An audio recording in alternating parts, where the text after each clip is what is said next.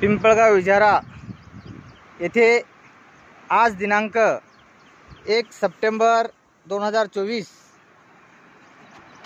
रोज रविवार पाण्याची अतिवृष्टी पिंपळगाव विजारा येथील श्री सुभाष रेवा राठोड यांच्या शेतातील अतोनात नुकसान, पाण्याचा कहर जसे की दरवर्षीप्रमाणे याही वर्षी तसेच गेल्या वर्षी पण नोव्हेंबर महिन्यात असेच पाणी झाले होते आणि पुन्हा यावर्षी असेच पाणी आले। हे बघा सोयाबीन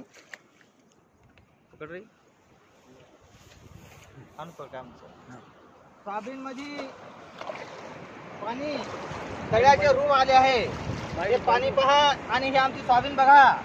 या सोयाबीन मध्ये कमीत कमी 95% आमचा शेत गेला आहे आणि फक्त इथे 10% शिल्लक राहिलेला आहे।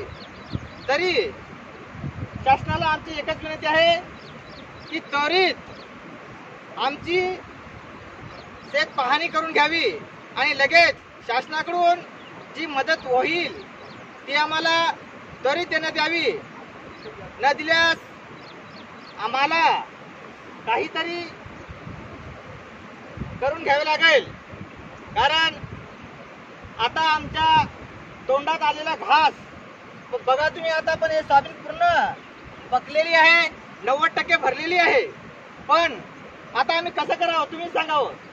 पहा आता हे पाण्याचे जसं सगळं तलाव झाल्यासारखं वाटत आहे, पूर्ण शेत जलमय रूपांतर झालेलं आहे।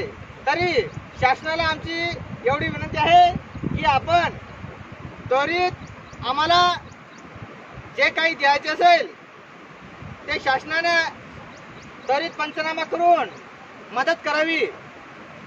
बघा सगळं शेत आमचं जलमय झालेलं आहे आणि शेतकरी चिंतेने व्याकुळ होत आहे। बघा हे शेतकरी खूप परेशान आहेत। शेतकऱ्यांचे अतोनात नुकसान झाले आहे।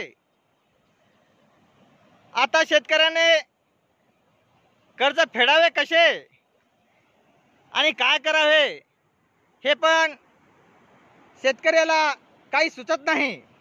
तरी शासनाने त्वरित मदत करावी ही शेतकऱ्यांची विनंती आहे।